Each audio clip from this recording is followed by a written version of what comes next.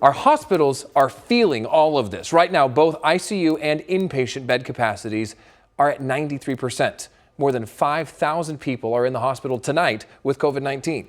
As nurses and doctors fight to save their lives, they might soon be faced with some really difficult decisions. Emma Lockhart has more on how you could be impacted if you get sick.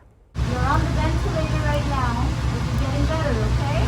Healthcare workers on the front lines describe a dire situation in our hospitals. I had a patient who had actually coded, which means had died, and was resuscitated in the ER. So somebody that sick usually goes straight to the ICU. Valley ER doctor Mortaza Akhtar says hospital resources are stretched thin. Many are concerned another post-holiday surge could be the breaking point and send hospitals into crisis standards of care.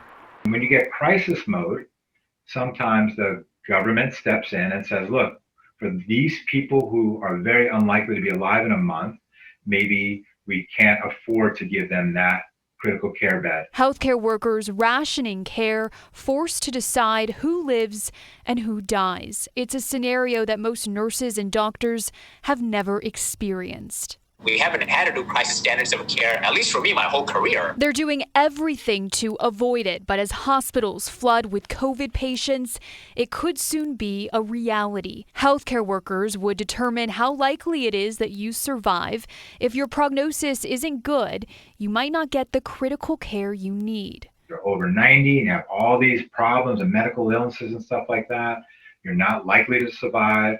We're not going to give you intensive care unit bed like we should have, or like we normally would a year ago. Meantime, healthcare workers are pleading for people to follow guidelines and help relieve hospitals. We need to be able to beat this disease and stamp it out. And the best way of doing that is by distancing and masks, at least until the vaccine comes out. Because if anybody gets sick within the next few months, care will be very delayed, and that's not good for anybody. And that was Emma Lockhart reporting.